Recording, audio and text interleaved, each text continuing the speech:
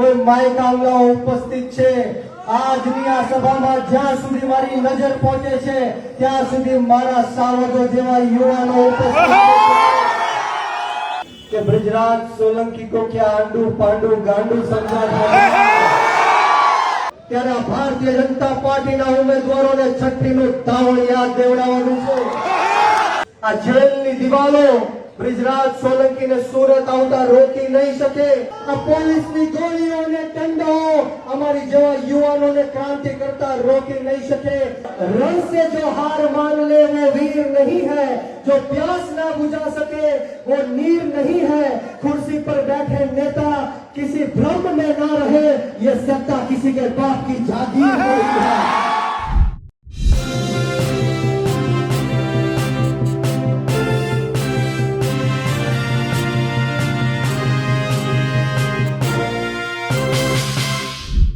ब्रिजराज सोलंकी सूरतમાં કોળી સમાજની અથવા આમ આદમી પાર્ટીની સભા કરવા માંગતા હતા। તેને લઈને વિવાદ પણ હતો અને આરોપ હતો કે હર સંઘવીના વિસ્તારમાં તેઓ કાર્યક્રમ કરવા છે કે હર સંઘવીના સુરતમાં કાર્યક્રમ કરવા છે એટલે તેમની ધરપકડ થઈ શકે છે, તેમને અટકાયત થઈ શકે છે।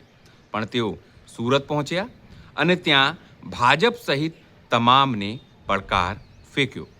નમસ્કાર, હું છું ચિંતામણી પુતણીલ પટેલ। સ્વાગત છે આપનું અમારા વિશેષ કાર્યક્રમમાં। આવો સાંભળીએ આ સભાની અંદર બ્રિજરાજ સોલંકીએ કેવી રીતે ભાજપને, હરસંઘવીને અને સમસ્ત સરકારને પડકાર ફેંક્યો, તેમની સામે ખરાખરીના જંગની વાત કહી। સુરત મુકામે આમ આદમી પાર્ટી દ્વારા જે સભાનું આયોજન કરવામાં આવ્યું છે ત્યારે આપણી વચ્ચે મંચ પર વિરાજમાન રજનીકાંતભાઈ, મથુરભાઈ, ભાઈ શ્રી રાજુભાઈ સોલંકી, અશ્વિનભાઈ જેઓ હમણાં જ તાજેતરમાં આમ આદમી પાર્ટીમાં વિધિવત રીતના જોડાણા છે એવા આપણા સૌના લોક લાડીલા એડવોકેટ બારૈયા સાહેબ, આપણી વચ્ચે વિશાલભાઈ ચાવડા, માફ કરશો બધાના નામ નહીં લઈ શકું, પરંતુ વોર્ડ નંબર 14 અને 15 ના તમામે તમામ ઉમેદવારો અહીંયા ઉપસ્થિત છે અને સાથોસાથ એટલી બહોળી સંખ્યામાં દૂર દૂરથી પધારેલા મારા પિતા તુલ્ય વડીલો, મારી માતૃશક્તિ, ભાઈઓ બહેનો અને ખાસ કરીને મારા સાવજો જેવા યુવાનો ઉપસ્થિત છે ત્યારે હું બ્રિજરાજ સોલંકી આપ સૌનું આ પરિવર્તનની લડાઈમાં ક્રાંતિકારી સ્વાગત કરું છું। આપનો હૃદયપૂર્વક ખૂબ ખૂબ આભાર વ્યક્ત કરું છું। હું મારી વાતની શરૂઆત ભારત માતાના જય ઘોષથી કરવા માંગીશ। બોલો ભારત માતા की दोस्तों, આજની આ સભાનું લાઈવ ફૂટેજ ભાજપના નેતાઓ તો ઠીક, પરંતુ હર્ષ સંઘવી પણ જોતો હશે ત્યારે એમને લાગવું જોઈએ કે આજની આ સભામાં કોઈ માય કામલાઓ ઉપસ્થિત છે। આજની આ સભામાં જ્યાં સુધી મારી નજર પહોંચે છે ત્યાં સુધી મારા સાવજો જેવા યુવાનો ઉપસ્થિત છે। હાથ ઉપર કરી મુઠ્ઠી વાળી અને તાકાતથી બોલવાનું છે ભારત માતા की, ભારત માતા की, વંદે વંદે ઇન્કલાબ ઇન્કલાબ।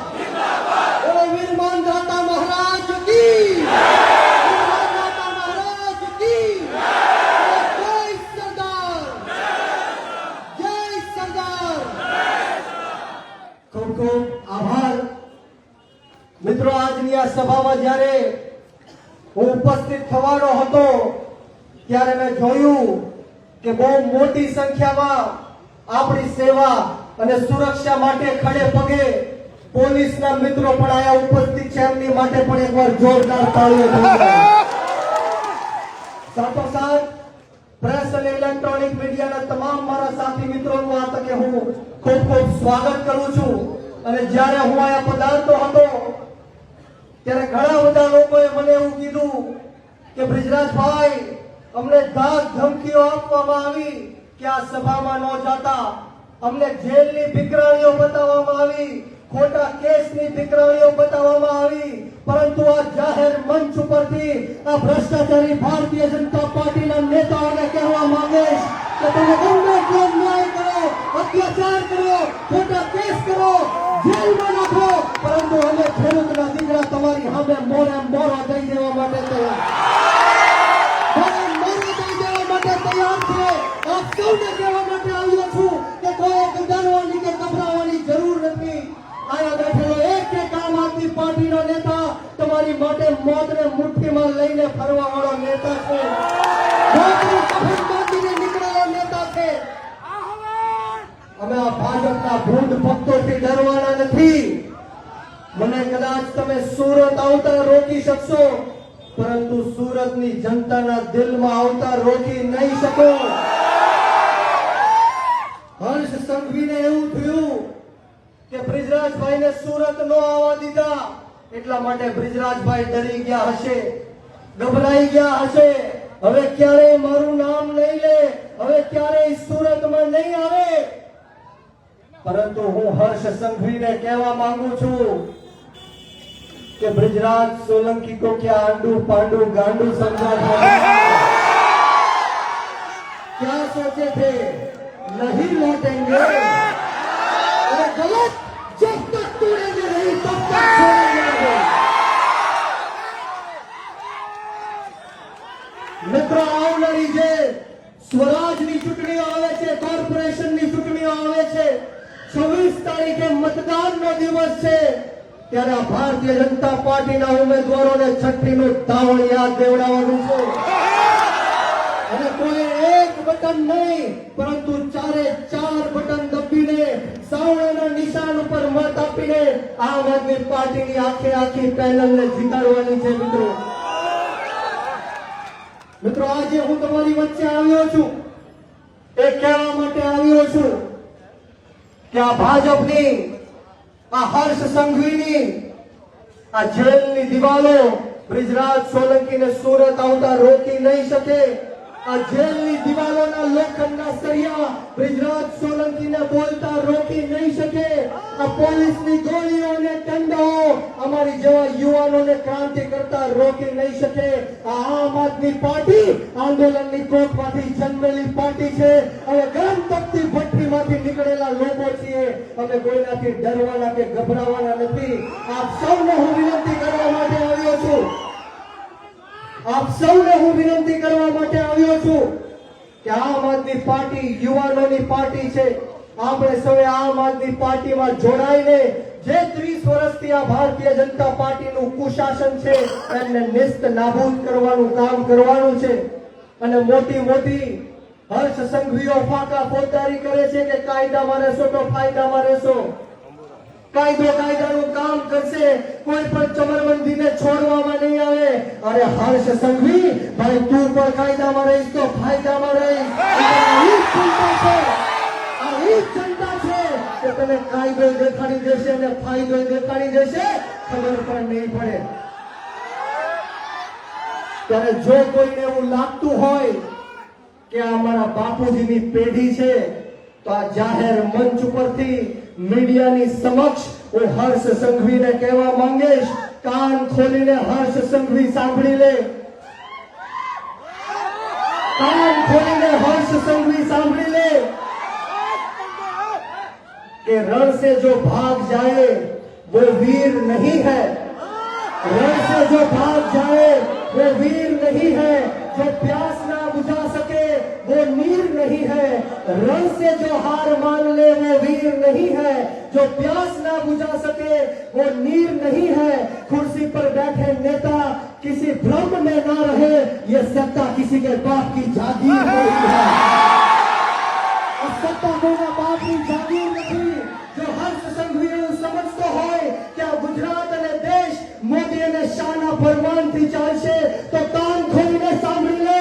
આ દેશ મોદી અને શાહના ફરમાનથી નહીં, પરંતુ ડોક્ટર બાબા સાહેબ ભીમરાવ આંબેડકરના સંવિધાનથી ચાલશે. એ ડોક્ટર બાબા સાહેબ ભીમરાવ આંબેડકર જેની એક કલમ 100 તલવાર બરાબર હતી, અને એ ડોક્ટર બાબા સાહેબ ભીમરાવ આંબેડકર જેણે કીધું હતું કે 100 દિવસ નોકરીની જિંદગી જીવા કરતા એક દિવસ સાવજની જિંદગી જીવી લો. આ બધા સાવજો ઉપસ્થિત છે. તમે ડર્યા અને ગભરાયા વગર આજે આમ આદમી પાર્ટીની સભામાં આવ્યા છો ત્યારે મારે તમારી માટે બે શબ્દ કહેવા છે મિત્રો કે વળે નહીં કાંઈ દુનિયામાં કરે ગેંગે કે ફેફેથી. વળે નહીં કાંઈ દુનિયામાં કરે ગેંગે કે ફેફેથી. ઘડીક શણગાર મર્દોનો સજી લો ઘડીક શણગાર મર્દોનો સજી લો તો મજા આવે અને મજા કાંઈ ગોર આવે દાદ કાયર વેશ મૂકો તો અને કદમ બે કાળની હામાં ભરી લ્યો તો મજા આવે.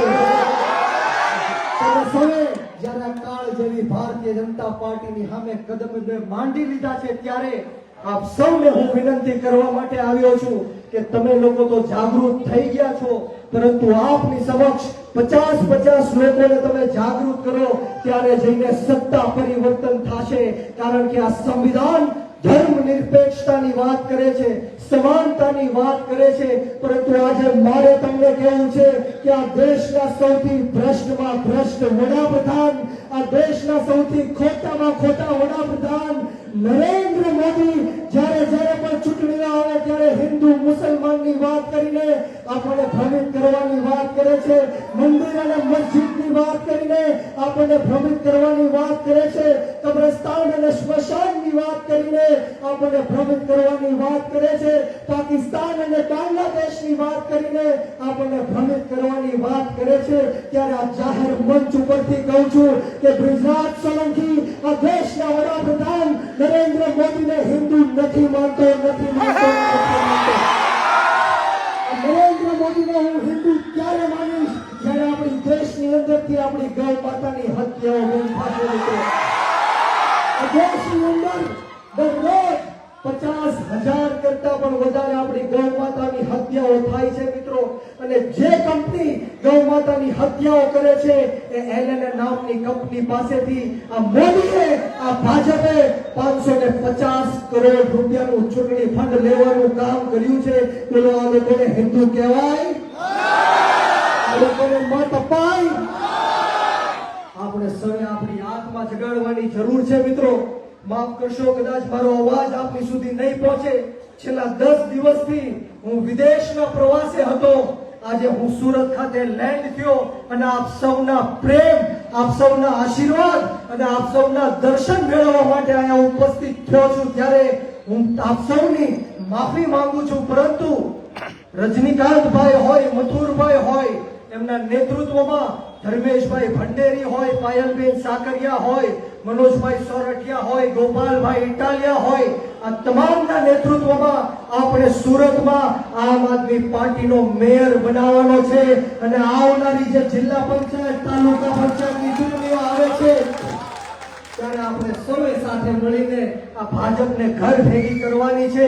વિશેષ વાતો નથી કરવી. અહીંયા મોટી સંખ્યામાં મારા યુવાનો ઉપસ્થિત છે ત્યારે હું યુવાનોને બે શબ્દ કહેવા માંગીશ કે યુવાનો, આપણી ગુજરાતની રાજનીતિથી દૂર ન ભાગો. સારા અને સાચા લોકોએ આ ગુજરાતની રાજનીતિ છોડી દીધી, મૂકી દીધી.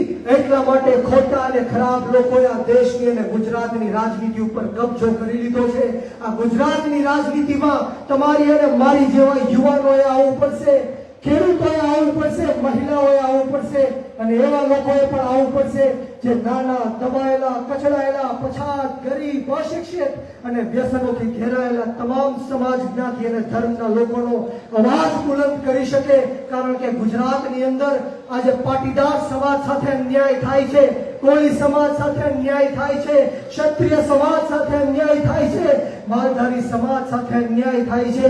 બધા જ સમાજ, જ્ઞાતિ અને ધર્મના લોકો સાથે અન્યાય અને અત્યાચાર થાય છે.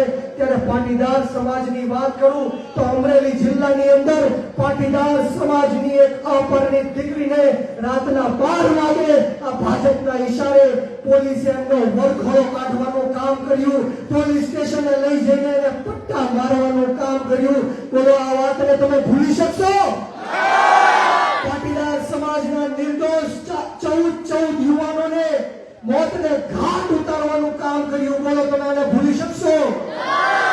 કોળી સમાજની વાત કરું તો જસદણ વિછિયાની અંદર 92 કરતા પણ વધારે નિર્દોષ લોકો ઉપર 300 વાતની કલમ લગાડી.